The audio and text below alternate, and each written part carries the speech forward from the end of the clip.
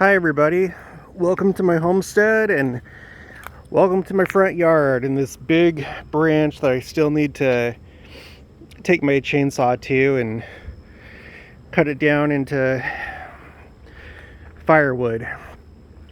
So I'm going to let the chickens out right now, get some eggs, and while I do that I wanted to talk about Afghanistan and what's going on there right now. So apparently the Taliban is taking the country over again, and as of today I guess there's stuff going on at in Kabul in the airport. I saw someone left the light on last night. Here, let me let these guys out really quick. You guys ready to go outside? Alright, let's open the door.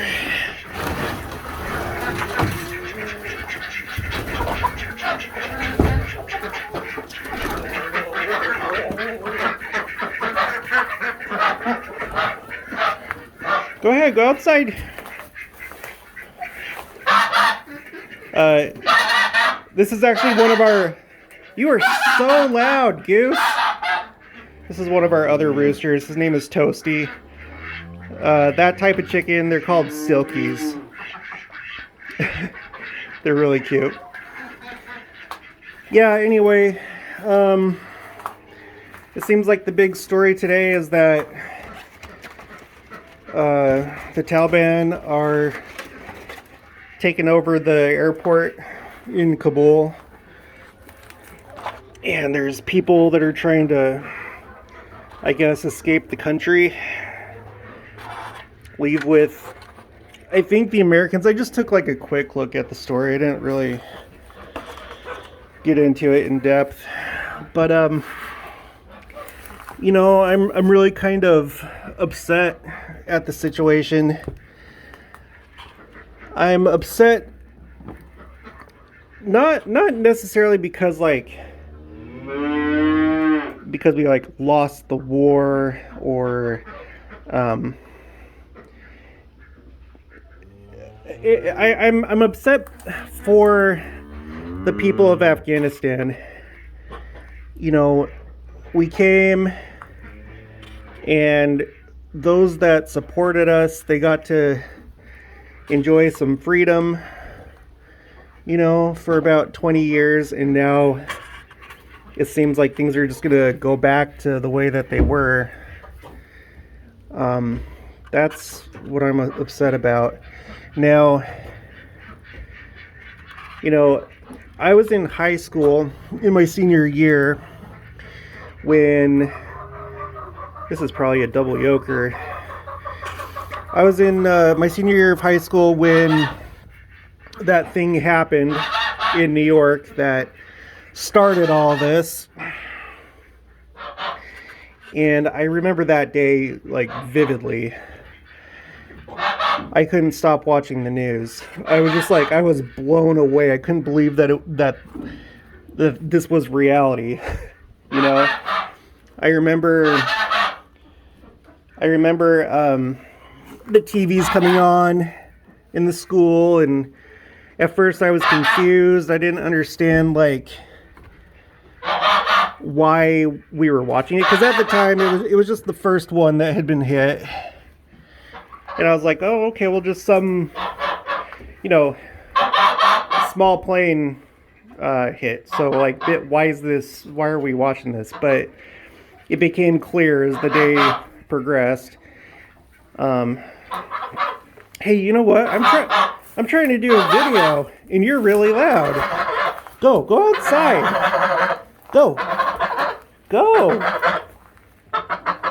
with your friends. I'm doing stuff. Go.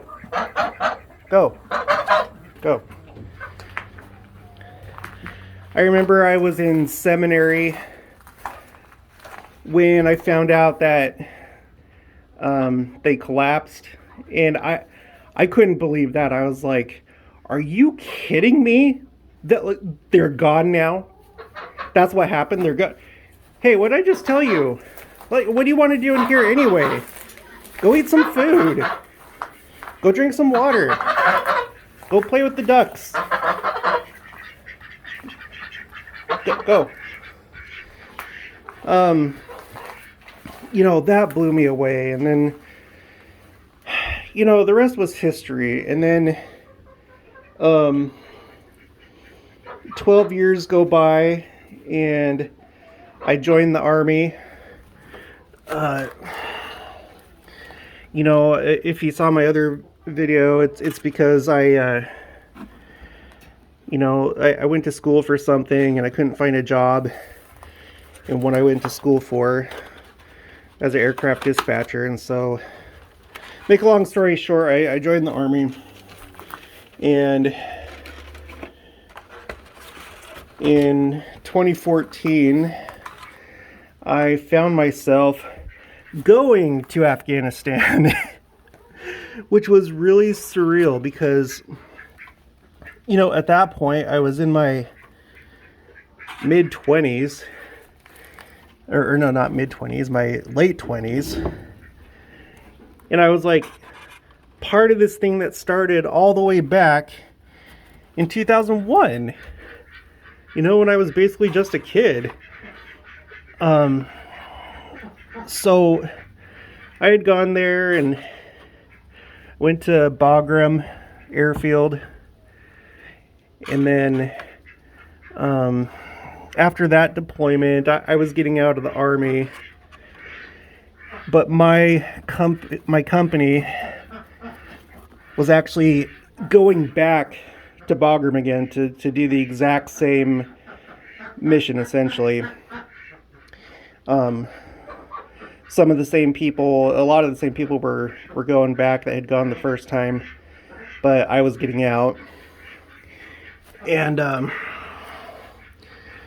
what happened, like the first deployment, you know, everything was fine. Everyone came home safe. Bagram is like a relatively safe place to go compared to other places in Afghanistan. And so I wasn't really too worried for them. I felt safe the whole time we were there. Like, we would receive indirect fire. Oh, that's not a good one. Okay, that's not a good egg. It's all kind of like squishy and stuff.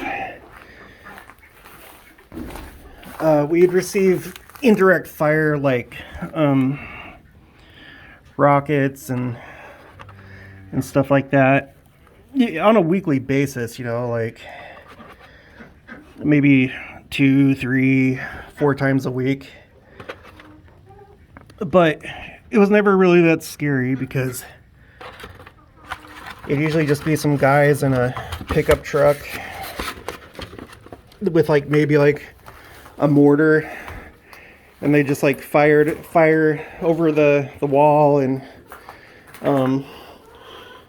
the vast majority of the time it would just kind of land in a field or an open space. So, and on top of that, there was like base defenses that were able to intercept a lot of these projectiles most of the time. Well, on this second deployment that I wasn't on, but that my unit repeated, on Veterans Day, they were doing like a Veterans Day run. You know, they try and do like different things to keep morale up and to keep you busy while you're deployed. And I guess there's some people that, for some weird reason, enjoy running. I've never been one of those people. But they were doing a Veterans Day run. It was a big group of people, and there was an insider attack. There was a suicide bomber, killed three of our guys, and I knew them. And there were other people that were injured. there was one girl. She had just joined the unit, you know, as I was leaving and as they were getting ready to go. And she was there and she lost her leg. And then one of the guys, Private Ubelt, that died, he was also fresh out of boot camp. And that blew me away, because when I joined, I honestly, the entire time I was in the Army, I felt like safe. I knew that it was dangerous and that there were risks, but I didn't really think that anything was going to happen. And I'm sure that, you know, he probably thought that too. But, you know, straight out of boot camp, goes to Afghanistan, and then dies. And he had a wife, and I think I know he had at least one child. And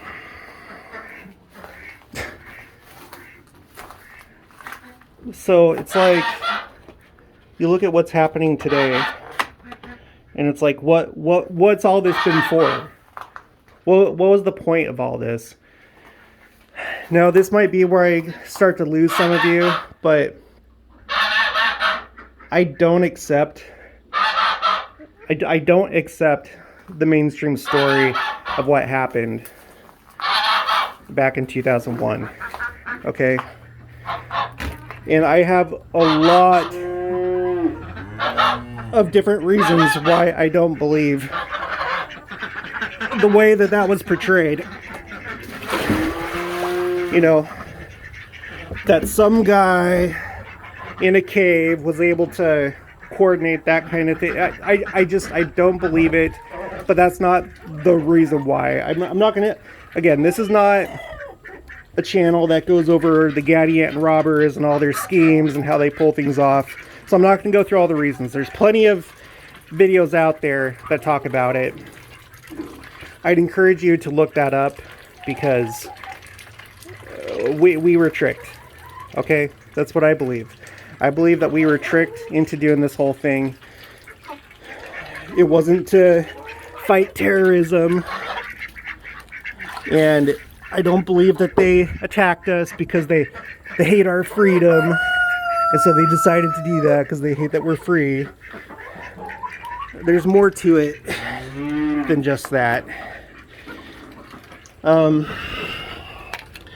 So as I watch what's going on today, this is kind of hard to do with one hand, but I think I'll be able to do it. Yeah, there we go.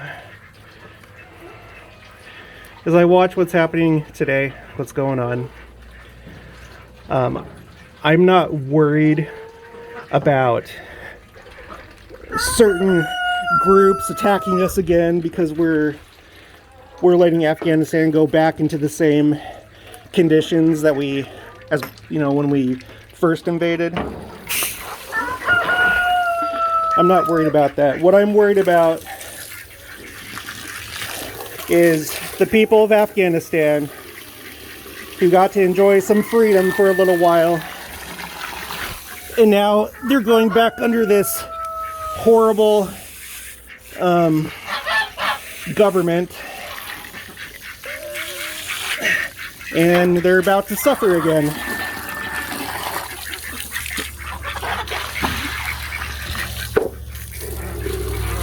And they're about to suffer again.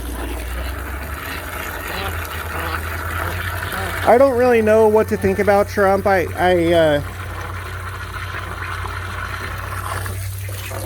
You know, I agree with, I obviously agree with the way that he portrayed himself, but I don't know what to think about people in power, because I honestly don't know if they're all just on the same side and they're all just playing a show to make us think that we have a choice, you know, that we have the two main choices when we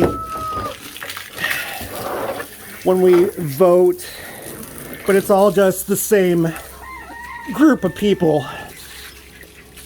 You know, so if he was still president, I'd like to think that this wouldn't be happening. But I think that there is a master plan of the Gadian robbers, and maybe this would have happened anyway. I have no idea. But I feel bad for the everyday man, woman, child, families that are suffering right now because of what's going on. And I definitely feel sorry for all the men and women that lost their lives, like my friends, for seemingly no reason at all. It's just absolutely ridiculous. It's stuff like this that makes it so that I cannot wait for the second coming to happen, because I'm tired of all these games. I'm tired of this sick, disgusting, fallen world that we live in. You know, when Christ is here, we're not going to have wars, and we're not going to... It's my opinion that when we talk about narcissism, when we talk about psychopaths, psychology will have you believe that these are, you know, not mental disorders, but that they're personality disorders, and that it's psychological in nature. And I would say that it's not. That these are spiritual disorders or spiritual choices that these people make. And these are the kind of people that put together these plots and these schemes. Psychopaths and narcissists. And I don't think that they're going to be around during the millennium. I believe that these people are celestial level people, and we know that the earth is going to go into a terrestrial state, and they're not going to be around. You know, we're not going to be experiencing all these lies and these schemes and trickery and manipulation and illusions and all the rest of it. So I'd like for you to join me in praying for the people of Afghanistan, and that somehow there will be some kind of solution for them in this situation. I don't know if there is, but we can pray for them.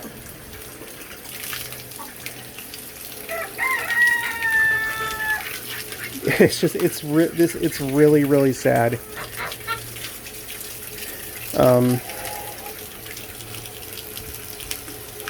Yeah, I don't know if I have much more to say, but I just wanted to kind of do a video about that. That's the big story today. Kabul airport is being taken over, and I guess Kabul city itself, I assume. I haven't been following it like really closely, so I can't give you all the details. But anyway, yeah, let's just end it on a high note, okay? I really do think that the second coming is near. You know, I believe that the quickening event, or the rapture, or whatever you want to call it, the translation, the being caught up, I think that that's near. I don't know what it's going to look like. I don't know if, you know, it's going to be a kind of thing where priesthood holders are given the authority to do that and administer to their families and whoever. I don't know if like suddenly we're just going to like disappear and we're going to be wherever Christ is. I don't know if like you're going to go to the temple one day and there's going to be angels there and they're going to translate you. I don't know what it's going to look like, but I do feel that it's near. I'm going to do a video about it, why I think that the general authorities have been giving us clues and pointing us to the fact that it is going to be happening sometime soon. But yeah, that'll be another video. So thanks for spending some time with me this morning. If you haven't already, please subscribe. Like the video if you liked it. Hit the notification bell. And I'll talk to you next time.